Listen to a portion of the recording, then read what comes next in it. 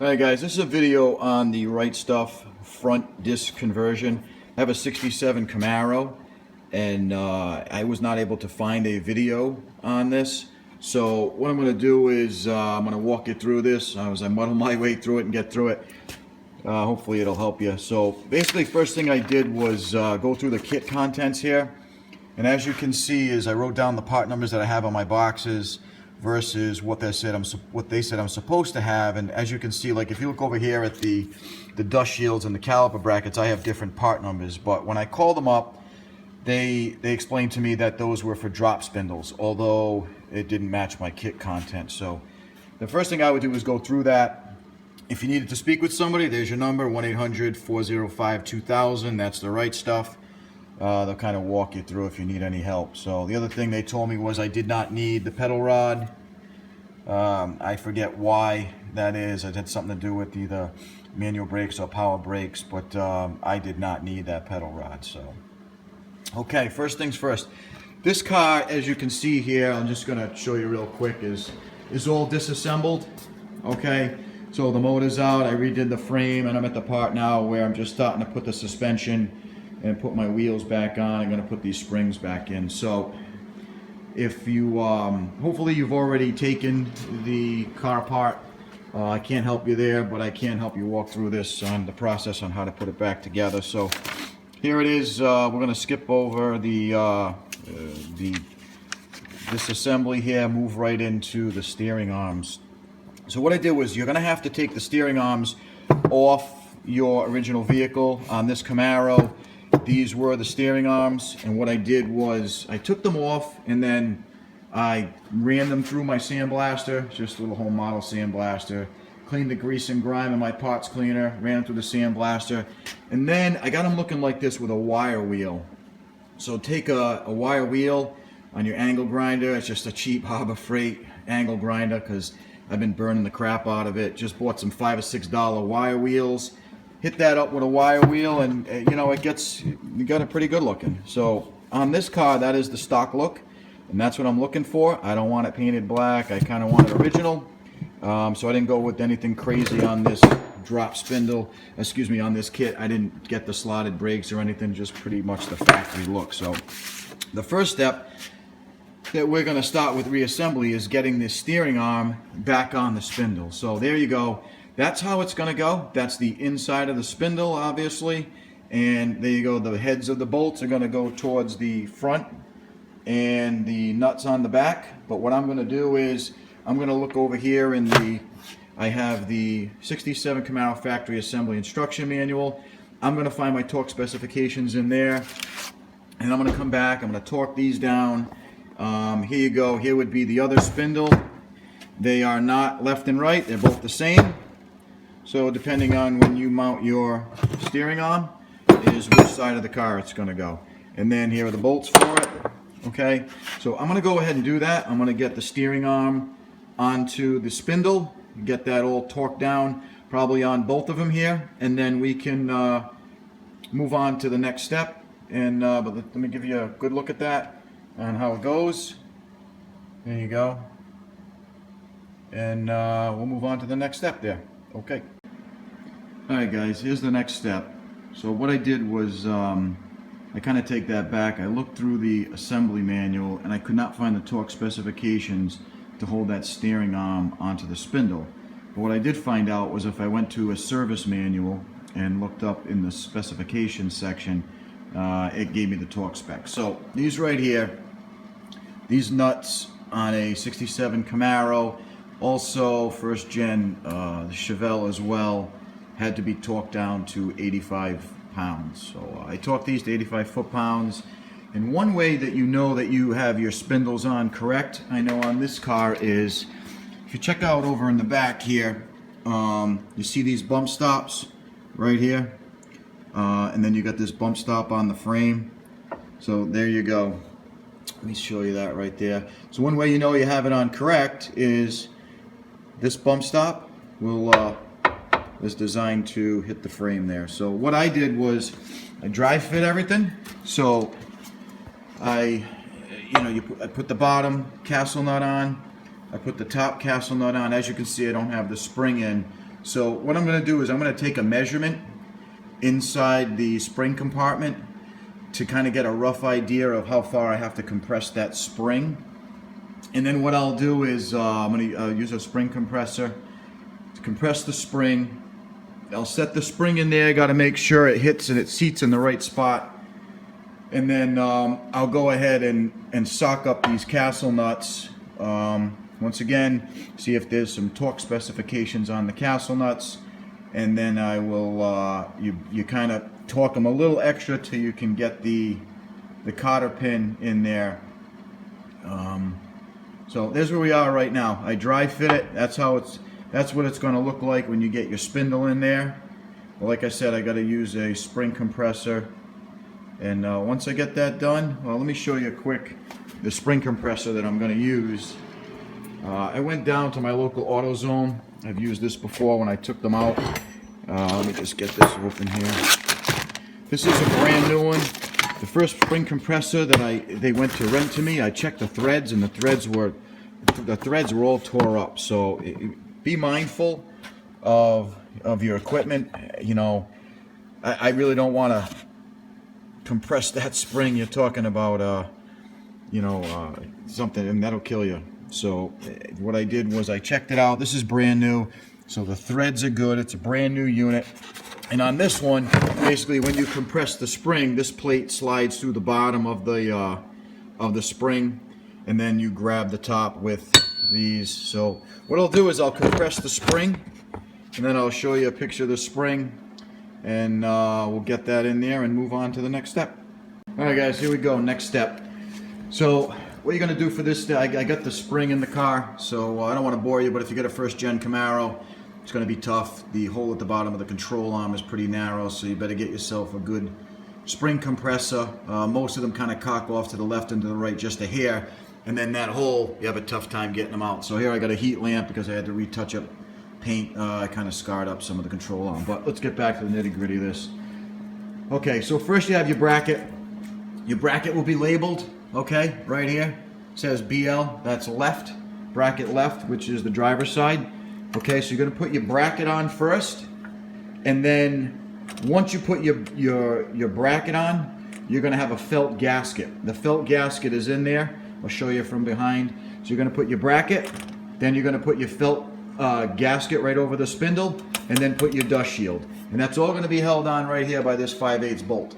Okay, so the 5/8 bolt, then you come down and you got a bolt here and to the right. Okay, so it's going to bolt right through the dust shield and the bracket, and I'll show you that from the back. Here we go. And if you look right in there, you can see that felt gasket I was talking about. Also, these bolts right here that we just put in, the specs are going to be, they recommended 50 pounds, torque them down to 50. So they said, look in the owner's manual. I did, and I could not find them in the assembly manual. They're probably in the specifications in that other manual I was talking about. But right now, she recommended 40 to 60, so I'm gonna go 50. Also, in the first step I told you about putting the steering arm on, it did not say to put the steering arm on in the first step. It said to clean up the old one. However, I went and put it on, but it actually calls for it after this step. But I don't think you're going to have a problem. You put a box wrench on here, you should be able to torque these down, no problem. I kind of actually like it, the fact that I put it on first. So here it is. Here's a picture of everything. So keep in mind, this bracket, the opening faces towards the rear of the car. Okay, on both sides it is marked left and right. Torque these down to 50. So let me get that done, and then we'll move on to the next step. Okay guys, we're back. I went ahead, installed both sides, so where we left off. So what we're going to do now, make sure you do is bend over these flanges on your 5/8 bolt. Once you bend over the flanges, we're ready to install the rotor. So everything's torqued down. We got the dust shields and the brackets on. So now we're going to come over here. I'm going to install the rotor. So I'll tell you how to do it. I'm not going to bore you by showing you how I do it. But basically you got your rotor, okay? The races are already in here. So if you see here, you got this lip. The races are already in there. So you're gonna take your, this is what you should have. You should have your larger bearing, which goes on the inner, the smaller bearing, which goes on the outer. You have the seal right here, which goes on the inner bearing. So I'm going to pack this bearing and then place the bearing in like so, and then put the seal on. And a good thing I found, was take a block of wood, set it right on the seal, and then just tap that seal down flush and get your outer seal in. And then once you've got both seals, both bearings in, you're going to head over to the car and you're going to slide the rotor onto the spindle, and you can see that little groove in the washer. So once you slide the rotor onto the spindle, you're going to put your grooved washer onto the spindle. You'll see the notch, and then the castle nut. I looked around online. The best I could find was 10 to 12 pounds, and then back it down just to here so you can fit your cotter pin. And once you do that, I did it on this side. There's what it looks like. So I ended up taking just a rubber mallet, and I tapped the dust cap on with a rubber mallet, no damage to the cap, and seated just fine. So there you go, there's the disc that's on there. I'm going to go ahead and I'm going to pack those bearings. If you don't have a bearing packer, basically all you do is just take here's the grease I'm using. I'm using a Valvoline, and that is bearing grease. Just put a bunch of grease in your hand, and then you want to pack that bearing so that the grease comes out of all the little holes here. So basically what you do is you just put the bearing in your hand, and you keep pressing the bearing into the grease until you can see the grease coming up through all the holes. And you want to pack that bearing real nice before you set those. A couple videos online, I watched them. It's pretty easy. So I'm going to go ahead and do that, and then we'll be back. All right, here we are at the next step. What I'm going to do is I'm going to use some brake clean. Every time I've done brakes in the past, I clean the rotors. So I give the rotors a good clean with brake clean. And then here we are, here's your loaded caliper. So make sure that when you put on the caliper, the bleeder screw is going to go to the top. So it's going to get mounted like so. So that bleeder screw basically just going to slide on and stick your caliper bolts through. So I'm going to go ahead and do that, and then I'll take a picture of it, and I'll be back. Okay, here is the brake assembly installed. You have your top bolt, your bottom. Just make sure that your bleeder screw is towards the top.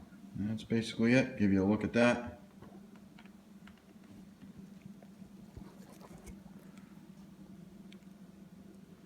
Now we got to move on to just install our hoses. All right, let's bring you back to the next step. All right, the next step is to hook up the brake lines. So here we go. Here's your banjo bolt.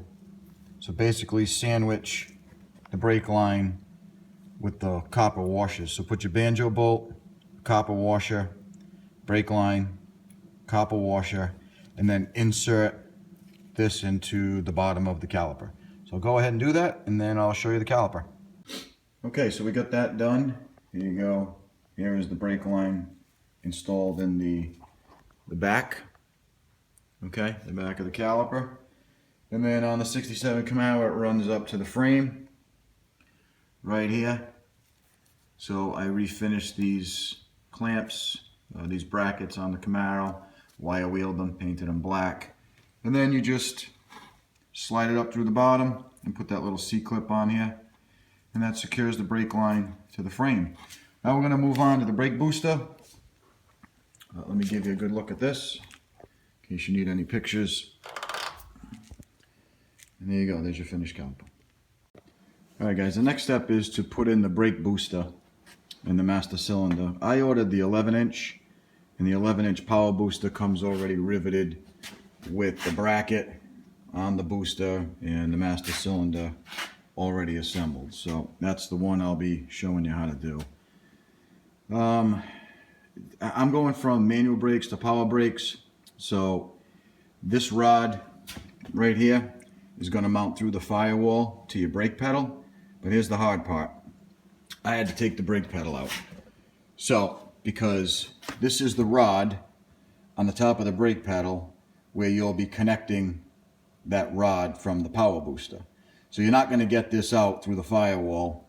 You're going to have to take that out of the car. Now, I tried to take the rod off the brake pedal. It's held on but this pin would not come out. So you have a clip on the other side of the pin. You pop the clip off and you push the pin out. I actually had to use a punch. So see that punch? I had to use a punch to actually get that pin out. So I could not get that pin out in the car. So the next best thing was to take the brake pedal out. So to take the brake pedal out, if you have to go that far, here's at the top of your brake pedal. Okay, through this hole, you're going to have this rod. You're going to take off this clip.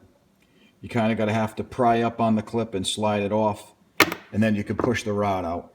Then the tricky part is there's a spring connected here. So undo the spring and the pedal falls right out. So I tried probably about an hour to mess with that pin. I hope if you're able to get the pin out, that's great. Mine was rusted in there, so I'm going to grind that pin down, sand it down, and grease it up before I put it back in. And I'm assuming the hard part's going to be getting that spring back on this little clip right here. Also, if you're going from manual brakes to power brakes, this rod's going to have to get moved down a notch. So this was for manual brakes, the power brakes. This is the notch we want for power brakes. So what I'm going to do is I'm going to just take this rod off. I'm going to move this down to the next hole. And then once you put the power booster through the firewall, this is the part that will go through that rod and mount up. So we'll see how that works out, and I'll get back to you. Alright guys, the brake pedal is installed in the car. Like I said, you have to move the rod to the lower hole on the brake pedal for power brakes. And then I installed the pedal back in the car. I'm not really going to get under there. It's just one bolt at the top of the pedal. And then you just got to make sure you get your adjustment. You'll see where the pedal comes back and it hits the switch for the tail lights. So you're just going to make sure it's not crushing the switch. Make sure it sits on that switch enough to push the button in, but not enough to really push and damage the switch. So outside the car here is the next step is the proportioning valve. So just to give you a look as to how it goes, just keep in mind the proportioning valve gets mounted to the outside of this bracket. Go ahead and install it onto the bolt right here on the vacuum. What I did was I put it on loosely so then you can get these the lines in, and then go ahead and tighten everything up. And then you got this wire. Wasn't really sure what this was, but this is going to wire into the car to a warning brake light inside the car in case there's a pressure difference. It'll sense that and send that to the warning light. So I'm going to have to figure out exactly where that is going to get wired. I don't know right now. I thought it was on the wiring harness from the front headlights that run inside the fender, but I got a brand new harness and there are no wires there hanging off. So there are a bunch of wires down here I have all wrapped up. I'm assuming it's probably going to be in there somewhere. It's going to figure out which wire it is and go ahead and wire it up. But the next step is to just run the brake lines, which I bought the brake line kit, and just to start to run your brake lines to each wheel and to the back. I got the old line here, which is to the back, but I bought a replacement. I'm not sure if I'm going to use it. We'll see. But there you go. That's basically it in a nutshell. And the last thing you got to do is run your brake lines, and you should be all set. I hope that helps.